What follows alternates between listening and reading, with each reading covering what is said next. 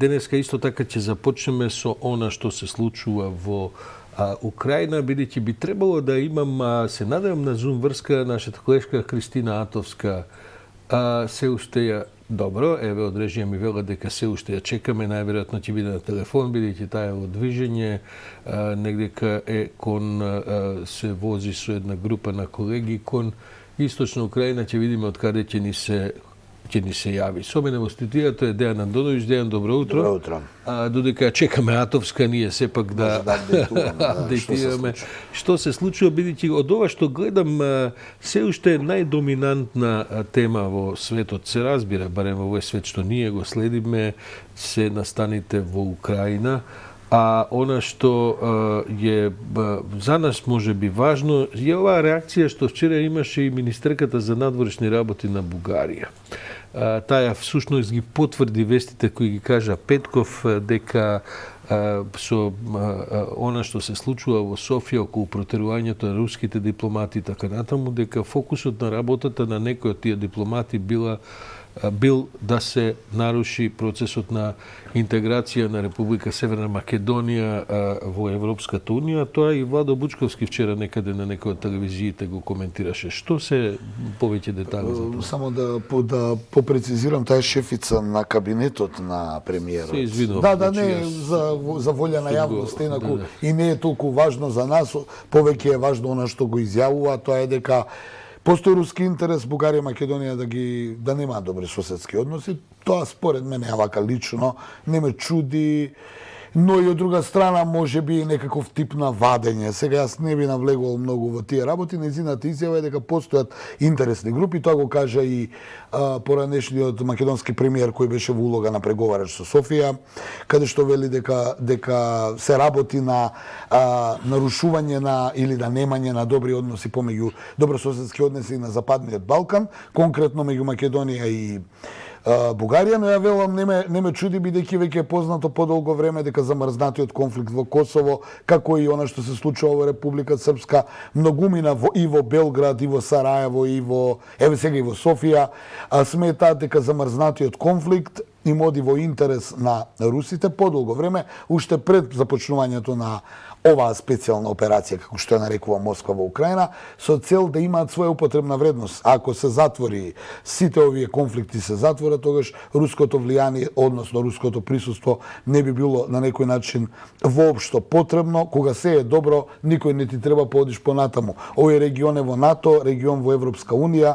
Србија можеби нема да влезе во НАТО, но ќе влезе во Европска Унија, а доколку се реши проблемот со Косово, тогаш русите тука не би имале што да прават, па со она губење на влијанието во Црнагора што беше пред 5 или 6 години, ми се чини дека и официјално руското влијание тука ќе биде тргнато скроз на страна и нема да има веќе никаков пристап. Оттаму тие сега ги наоѓаат оние пукнатини според изјавите на шефицата на кабинетот Борислава, но и поранешниот премиер Бучковски. Вчера имаше и интервју со еден од аналитичарите бугарски кои велат дека Русија има силно влијание во Софија. Знаеме кои се политички структури таму, кој е на власт, кој е во опозиција, кој е влијанието, кој е бекграундот на тие политичари, но и поврзаноста на Газпром, која има таму и акции. Ќе потсетам за гледачите, повторно ќе кажам, Србија морам да ја споменам, Газпром има купено, го поседува НИС во Србија, значи нафтената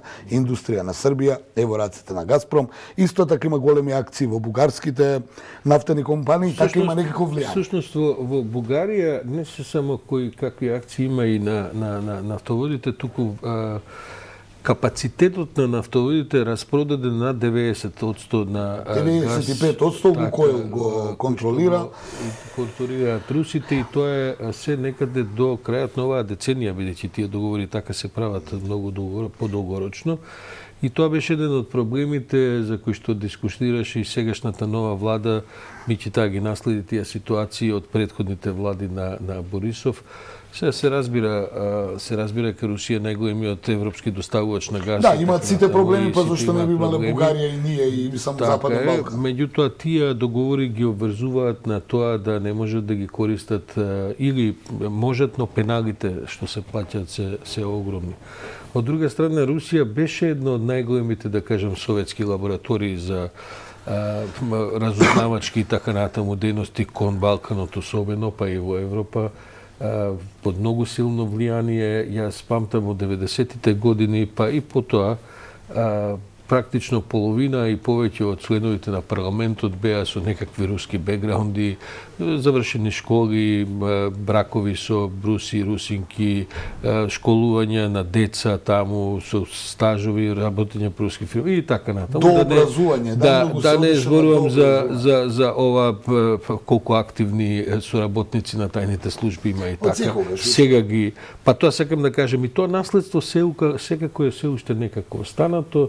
И со тоа се бори, гледам и оваа актуелна влада. 11 руски дипломати тие вчера или завчера протераа. Гледам дека брановите на протерување сега практично во големи бранови се случуваат. Во Бугарија 11. Но нешто интересно за Бугарија, пошто ја почнавме разговорот, но и за регионот воопшто, од денеска стапи на сила Бугарија да мора да го купува гасот и нафтата од Русија во рубли.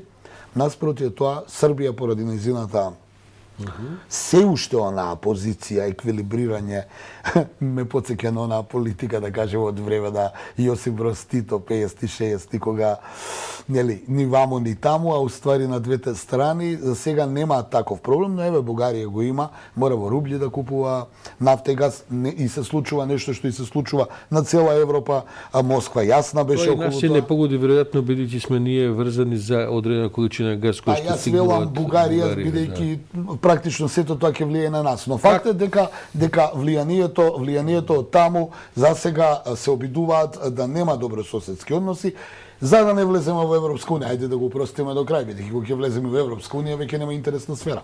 Каква е атмосферата во Србија ден по изборите? Па вчерашниот ден легна ли резултатите, впечатоците? Да, мојот впечаток е еуфоријата на тоа, еве, победи Вучич, што беше очекувано, но му беше честитано и од Путин, но и од Бајден, ајде да го простам така, и од Западот и од Истокот. Затоа велам, таа некоја политика на Белград, како, ајде слободно ќе кажам, ископирана од минатото, за кој бевме и ние на некој начин современици. Сега времето и светот е во една друга околност за разлика од 50, 60, 70, така да не знам до каде и до кога ќе успее да издржи оваа политика на толеранција кон Белград, но ми се чини дека Европа го стега обрачот. Мораме да нешто што не кажавме, Сашо, и вчера и денеска поради многу настани, Кристофер Хил и официјално амбасадор на САД во Белград, тој прв му честиташе на Вучич. Хил е човекот кој, ќе потсетам, играше голема улога беше амбасадор и во Скопје патем, но и играше голема улога во борбата против режимот, така наречен, или власта на Слободан Милошевиќ, и се стекна со булдожер дипломат, бидејќи беше во таа петорка која се обидуваше да го стави Балканот или поранешна Југославија под некаква западна контрола, и успеваше во тоа. Ќе потсетам, тој отиде во пензија, беше во Северна Кореја, па отиде во пензија, а сега го враќаат во Белград како пензиониран дипломат, што се упатува една порака дека Вашингтон не планира баш толку многу да толерира таа, да кажеме, либерална политика на десничарот Вучич, односно да шурува и лево и десно, туку Србија е на патот кон Европската унија и веројатно ќе мора да удри санкции кон Русија, ќе мора и да го ограничи. Тоа некако звучи се уште прерадикално, особено сега ден-два после изборите. Па добро, не веднаш, но повторно кажам, зошто го вратија Кристофер Хил? Колку ќе трае, да. Има многу млади дипломати и други дипломати од САД кои би можеле да дојдат и так допрво да прават кариерата, а вие враќате еден тешкаш, а тој тешкаш мора нешто да одработи. Тоа е мојата логика, сега ќе видиме дали може би и грешам. Добро ден, бидејќи Кристина Атовска ја имаме на линија. Кристина, добро утро. Не знам точно од каде се јавуваш, ама ти се како ќе ни објасниш. Добро утро. Ти си во автомобил. Ајде, повели. Дали се слушаме, Кристина Атовска? Да, се слушаме, Саш.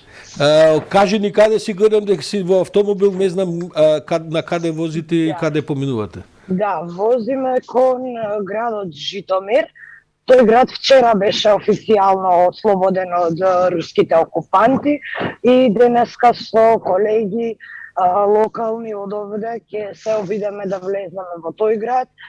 Ни кажаа дека патот е отворен до таму, но има многу чекпоинти до таму, така што ќе видиме дали ќе не пропуштат, доколку не постои опасност на патот, би требало да стигнеме до овој град и да видиме каква е таму состојбата, односно што е она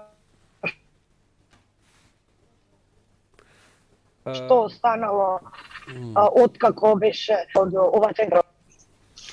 Кристина, малку ни се губи гласот, но ја вчера прочитав неколку предупредувања од украински градоначалници по разни места. Мислам дека и градоначалникот на Киев даде слично предупредување дека ги молат граѓаните да не брзаат со враќања по тие градови, бидејќи сегдека каде што се повлекува руската војска, можни се разноразни проблеми кои треба да се разрешуваат во смисла на се плашат дека има и минирања, дека има посебни стапеци оставени и така натаму. Тоа им се случуваше на некои од местата, дека се уште до крај не е безбедна ситуацијата. Каква е ова во Житомир каде што одите? На што се надевате? Точно е тоа и градоначалникот на Киев Кличко тоа вчера го објави на својата официјална страница, ги замоли граѓаните барем уште една недела да почекаат за да се расчистат сите оние мини кои се оставени по патиштата. Во текот на викендот околу Киев исто така беше невозможно да се помине, не беше возможен влез и излез токму поради овие причини, токму поради оставените мини, но донесени се 400 луѓе да работат на отстранување на тие мини. Ние се надеваме дека на овој пат ги нема, а доколку ги има, војниците од терен на некој од чекпоинтите ќе не известат и ќе не пренасочат. Добро, Кристина. Ајде, ние ќе се обидеме да се вклучиме уште еднаш до крајот на денот, негдека таму после 10 часот, ќе видиме до каде и како ќе стигнете. Ако не, ќе бидеме во контакт и преку сајтот на Слободен печат. Ти благодарам за ова, се слушаме секако подоцна, а ние, Дејан?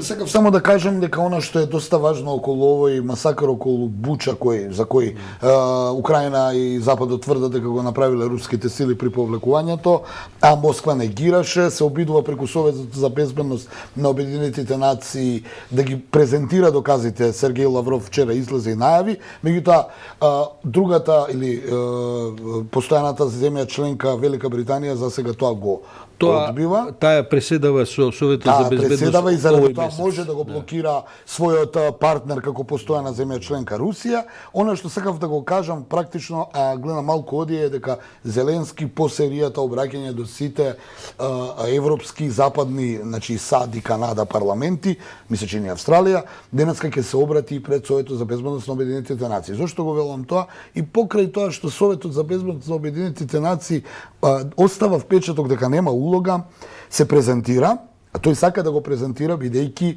се повеќе Киев пред се ќе оди на варијантата дека геноцидот или дека е сторен геноцид или дека има докази за геноцид. И доколку тоа се докаже, тоа ќе биде сериозен проблем, Сашо, бидејќи малку сме зборувале, Путин не случајно ја нарече специјална операција оваа војна во Украина, а не и објави војна на Украина. Бидејќи има и постручни луѓе од мене, се разбира, да го објаснат. Доколку објавите војна, тогаш мора да се раководите по Женевските конвенции. Доколку имате специјална операција, тогаш имате колатерални штети. Оттаму правни се различни. Мислам дека дипломатската битка тек допрва доаѓа и ќе биде исто така жестока како и оваа што е на теренот. Да, ние ќе се навратиме на прашањето на Буча негдека после 9 часот, таму негдека во 20 до 10, бидејќи со колегата Александар Спасеновски ќе имаме Александар Србиновски ќе имаме една анализа токму околу овие аспекти. Тоа е нешто што сега е една пропагандна војна што точно се случило, една тврдат едно, други тврдат друго, но во вакви ситуации кога имате окупации на туѓи земји со воени акции, тогаш реално сте во ситуација да бидете изложени на секаков вид на предизвици, кога и вакви грозни настани, ние сме гледали, сме биле сведоци на Балканот, може да се случуваат.